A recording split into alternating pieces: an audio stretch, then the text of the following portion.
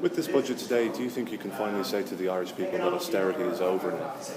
Well, I'd be hoping as the economy grows and the Department of Finance are projecting growth rates in excess of 3% for the next 4 years.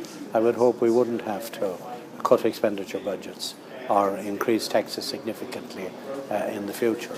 But of course, that depends on circumstances, and we would hope that we will use a lot of the fruits of the growth of the economy to take the debt burden down and really concentrate on creating extra jobs. The people who suffered most during the crisis were the people who lost their jobs and then the people who had to immigrate. So we'd like to get people off the live register and back to work and get some of our young immigrants back home. So is that a yes then? Austerity is over? Well, austerity as we know it is over.